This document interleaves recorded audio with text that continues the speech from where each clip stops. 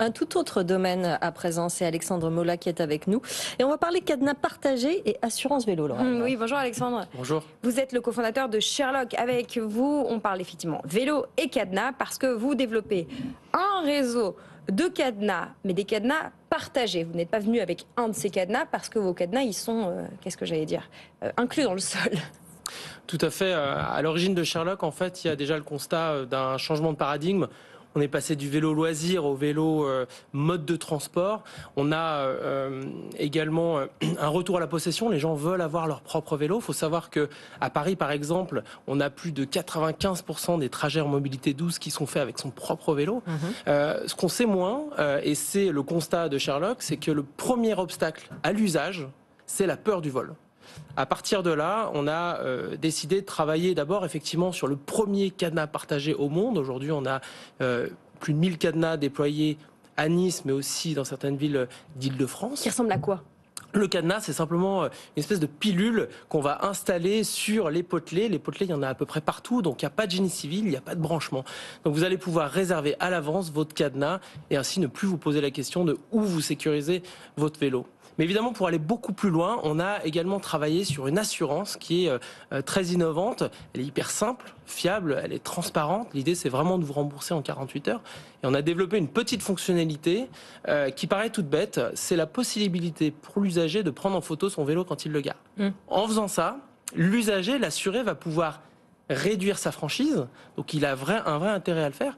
Mais nous, on va pouvoir récupérer énormément de données très intéressantes. On va savoir où il se gare, à quelle heure. Grâce à l'intelligence artificielle, on va pouvoir essayer de comprendre si le vélo est bien accroché. Et tout ça, c'est des données qui vont nous permettre de mieux comprendre la mobilité, qui vont aussi nous permettre de rendre une partie de ces données sous forme de conseils pour encourager les bonnes pratiques de stationnement et réduire le vol de nos assurés notamment.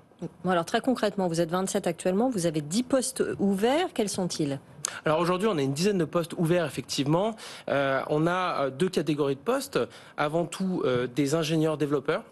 Faut savoir que on a un gros focus sur l'analyse de données, l'analyse d'images, l'intelligence artificielle qui va nous permettre d'extraire des conclusions extrêmement intéressantes pour améliorer nos produits d'assurance notamment et pour encourager les bonnes pratiques de sécurisation, pour recréer un dialogue avec nos assurés. Il faut savoir qu'on a entre 25 et 30% d'utilisateurs actifs chaque mois dans notre assurance. C'est quelque chose d'assez rare en assurance, tout simplement parce qu'ils ont un vrai intérêt à être dans notre application, à utiliser notre application. L'autre pan de recrutement, ça va être sur toute la partie opération.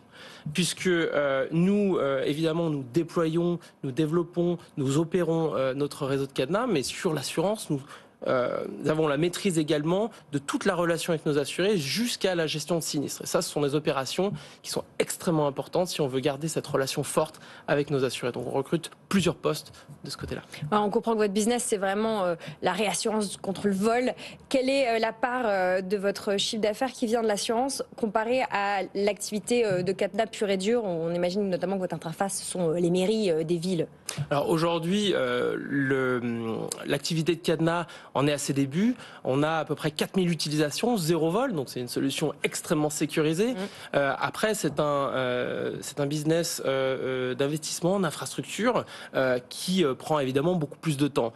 Sur l'assurance, on est sur une vraie complémentarité puisque en seulement quelques mois, on a déjà plus de 4000 assurés avec nous, qui nous font confiance. Et ce qui est extrêmement intéressant, c'est que si on revient à la base, à la mission de Sherlock, qui est vraiment de débloquer l'usage en apportant une réponse à cette peur du vol, on voit que chez nos assurés, on a 35% qui nous disent faire plus de vélo qu'avant avoir été assuré. On a même plus de 25% de nos assurés qui nous disent grâce à cette fonctionnalité de la photo, grâce à la relation que je recrée avec vous, je fais plus de trajets qu'avant. Et c'est là où on voit qu'il y a un vrai intérêt à débloquer l'usage en réassurant par rapport au vol.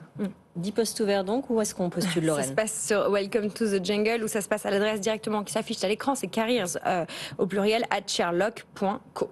Très bien, merci messieurs d'être venus. Alexandre Mola, cofondateur de Sherlock, et Bart Peuchot, cofondateur de Nudge. Merci d'être venus nous voir aujourd'hui dans BFM avec vous. Vous pouvez retrouver cette émission en podcast en replay demain. Lorraine, très vite.